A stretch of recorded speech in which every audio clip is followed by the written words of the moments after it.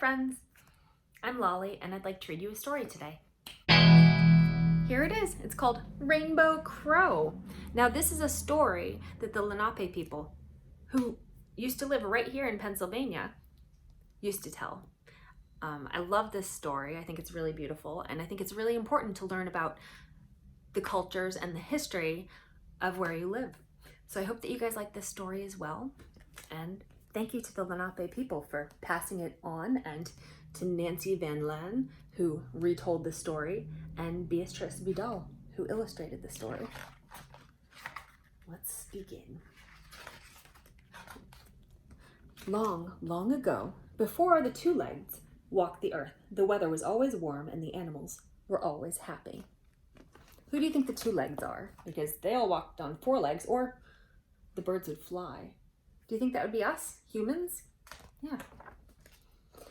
But one day, something happened to cause the earth to grow cold. Tiny crystals glittering like diamonds drifted down from the sky, covering earth with a sparkling softness. Can you guys see? The animals, seeing snow for the first time, were not afraid. But soon the snow deepened and Mouse disappeared. The tip of his tail was all the animals could see, and they began to worry. The rabbit disappeared. The tip of his ears were all the animals could see, and they worried more. At last, they gathered together in a clearing deep inside the forest to talk about the weather. What was needed, they decided, was a messenger to travel at once to the great sky spirit and ask him to stop the snow. But who would be willing to leave the earth to visit the distant place where the sky spirit dwelled? You'd have to be very brave, right, to do that? Possum said, "Owl is the wisest. Perhaps he should go." "But no," the animals whispered, "he might get lost in the light of day, so Owl should not go." Then Beaver said, "Perhaps Raccoon should go." "But no," the animals argued, "he might follow his tail instead of his nose, so Raccoon should not go." Then Skunk said, "Perhaps Coyote should go." "But no," the animals shouted, "Coyote is clever and loves to play tricks. He might chase the clouds or swallow the wind, so Coyote should not go." Scritcha, scritcha, screech, scratcha, yippa, yappa, yo, hi, howl. The noisy animals screeched and howled because they could not decide who should visit the great sky spirit to ask him to stop the snow. And so the snow grew deeper and deeper and deeper, and the small animals climbed on the top of tall animals so they would not disappear. Wow. Look, there's all of the small animals, and they're on top of very tall ones. It's turning into a big problem. Suddenly, down from the top of the tallest tree flew Rainbow Crow, the most beautiful bird on earth, who called out to all of the animals below in the sweetest voice of all birds. And he sang, "I will go, I will stop the snow." And the animals, happy at last to have Crow as their messenger, chanted a song of praise. "Ay-ya, ay-ya, ay-ya, ay-ya, Rainbow Crow, stop the snow, Crow, fly high to the sky, Rainbow Crow, ay-ya, ay-ya, ay-ya." Then high up into the sky flew Rainbow Crow, far above the snow and the winds of the earth, way beyond the moon, the stars and the clouds. For 3 days, Crow flew until he came upon the great sky spirit, who was too busy to notice. So Rainbow Crow began to sing. "Oh, great spirit in the sky, you rule the earth from way up high. You make the creatures large and small. You are the ruler of us all. You make the trees and flowers grow. You cause the wind and clouds to blow. You make the rain, you make the snow. You make the cold on earth below. Oh, great spirit in the sky, for you I sing this lullaby." The great spirit stopped to listen. Never before had he heard such a sweet voice sing such a beautiful song, and he told Crow to choose a gift. Now Crow knew that far below on earth the snow was getting so deep that soon all of the animals would disappear, so he asked the Great Spirit to stop the snow. The Great Spirit replied, "No, Crow, I cannot stop the snow, for snow has a spirit of its own. When Snow Spirit leaves the clouds to visit his friend Wind Spirit, the snow will stop, but earth will still be cold." So Crow asked the Great Spirit to stop the cold. The Great Spirit replied, "No, Crow, I cannot stop the cold. All I can do is give you the gift of fire. Fire will keep you warm and will melt the snow so that your friends will be content until the warm weather returns." The Great Spirit picked up a stick and put a bit of fire on the end of it and handed it to Crow. "I will give you this gift but once. Hurry, fly back to earth before the fire disappears." And off flew Crow.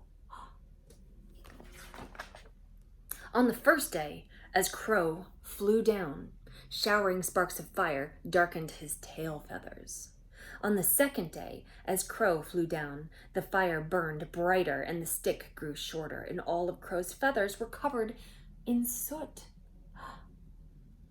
On the third day, as Crow flew down, the fire was so hot and the stick was so short that smoke and ash blew into Crow's mouth, and his voice became cracked and hoarse. "Caw, caw." And when at last Crow returned to the clearing in the forest, all the animals had disappeared. Only the tops of the tallest trees could be seen, and their branches sprouting through the deep snow. So Crow flew down, close to the pale, pale ground, around and around until the fire melted the snow and his friends were safe. The animals must have been very relieved when that happened. And this tiny stick of fire became the grandfather of all fires. And for this, all the animals on earth thanked Crow. They danced and chanted a song of praise.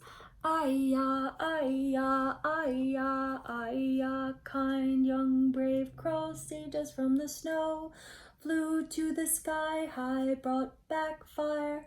Now just plain Crow, no more rainbow. Ay-ya, ay-ya, ay-ya, ay-ya." Well, there's Crow. Not a rainbow anymore. How would you guys feel?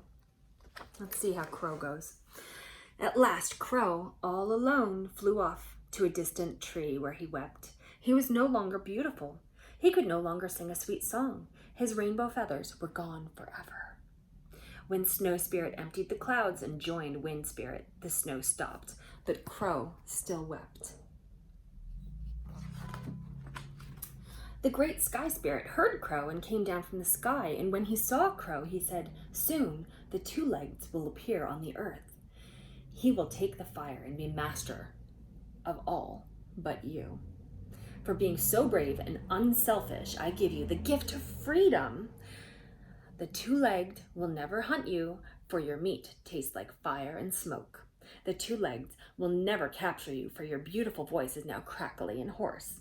The two-legged will never want your feathers, because your rainbow colors are now black. But your black feathers will shine, and they will reflect all the colors of the earth. If you look closely, you will see." Then Crow looked, and he saw hundreds of tiny rainbows shining in his black feathers, and he was content.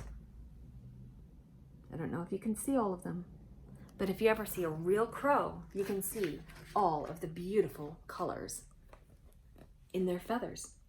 The Great Spirit returned to his home in the distant sky, and Crow happily returned to his friends in the forest, proud that he was now Black Crow with shining feathers full of tiny rainbows. And that is the story of Rainbow Crow, brave, beautiful, wonderful Rainbow Crow. I hope that you guys liked it as much as I did. Now, if you guys are from Pennsylvania, there's lots of stuff that you can learn about the Lenape people. You can go online. I'll post a link at the bottom of this video in the description, so you can pop over and learn some new things, some really wonderful things about these really wonderful people. And if you're not from Pennsylvania and you'd like to learn about the people, the natives that were from where you are, then you can click on that link too and do some research about the history of the amazing Native American people. I hope that you guys have a wonderful day, and I hope that you come back and read with me again sometime soon. See you later, alligators.